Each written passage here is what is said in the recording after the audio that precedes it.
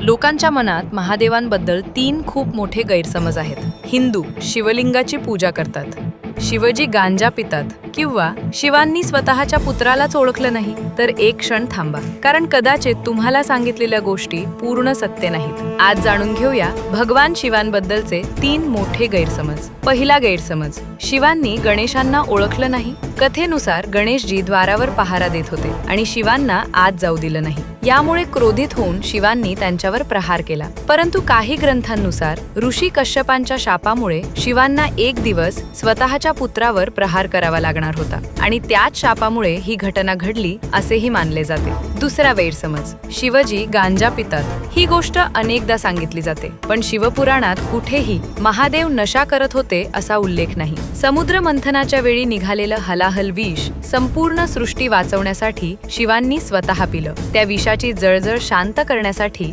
भांग आणि धतुरा औषध म्हणून अर्पण केले गेले. म्हणजेच ते नशेसाठी नव्हतं, तर उपचारासाठी होतं. तिसरा गैरसमज, शिवलिंग म्हणजे काय? अनेकांना वाटतं लिंग म्हणजे फक्त एक शारीरिक प्रतीक आहे, पण ही सर्वात मोठी चुकीची समजूत आहे. लिंग म्हणजे चिन्ह किंवा प्रतीक. शिवलिंग म्हणजे अनंत आणि सर्वव्यापी ब्रह्मांडाचं प्रतीक. ते कोणतंही शारीरिक चिन्ह नाही, तर संपूर्ण सृष्टी चालवणाऱ्या ऊर्जा तत्वाचं रूप आहे. म्हणून महादेवांना समजून घ्या, गैरसमजांमधून नाही तर ज्ञानातून. अशाच सत्य आणि रोचक माहितीकरिता फॉलो करायला विसरू नका. हर हर महादेव.